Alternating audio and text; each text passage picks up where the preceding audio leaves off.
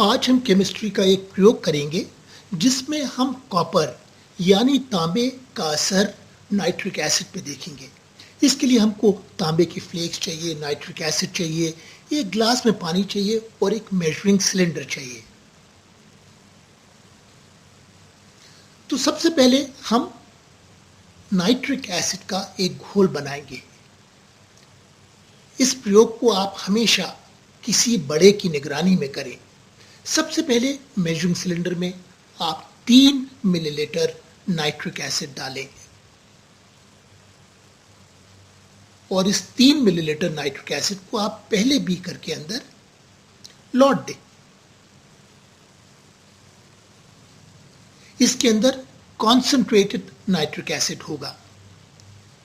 उसी प्रकार एक बार दोबारा 3 मिलीलीटर नाइट्रिक एसिड को मापें मेजरिंग सिलेंडर में और उसे दूसरे वाले बीकर के अंदर लौट दें। अब एक काम और करें, इस मेजरिंग सिलेंडर में आप 20 मिलीलीटर पानी भरें और ये जो 20 मिलीलीटर पानी है इसको आप दूसरे वाले बीकर के अंदर लौट दें। इससे नाइट्रिक एसिड बहुत डाइल्यूट हो जाएगा। तो आपके पास अब 2 बीकर हैं, एक में कॉन्सेंट्रेटेड नाइट्रिक एसिड है बाएं वाला और दाएं वाले में डाइल्यूटेड नाइट्रिक एसिड है। अब हम कॉपर यानी तांबे के छोटे छोटे से फ्लेक्स लेंगे और उनको दोनों बीकरों में डालेंगे और फिर असर देखेंगे कि नाइट्रिक एसिड का तांबे के ऊपर क्या असर होता है।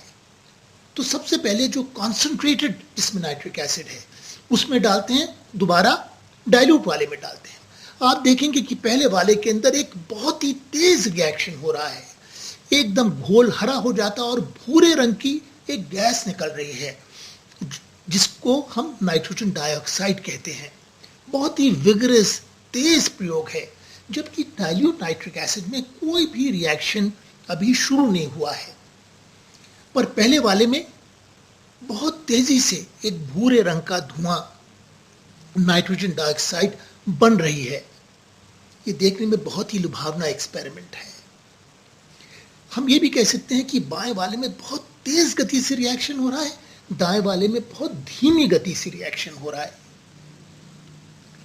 और कुछ देर के बाद में आप पाएंगे कि जो बायां वाला कॉन्सेंट्रेटेड नाइट्रिक एसिड का सारा घोल हरा हो जाता है, यानी वहां पर कॉपर नाइट्रेट बन जाता है। सारा का सारा तांबा कॉन्सेंट्रेटेड नाइट्रिक एसिड के अंदर घुल जाता है, जबकि डाइल्यूट नाइट्रिक एसिड में ये रिएक्शन बहुत ही धीमी गति से होता है। आपको शायद बहुत देर इसके लिए इंतजार करना पड़ेगा।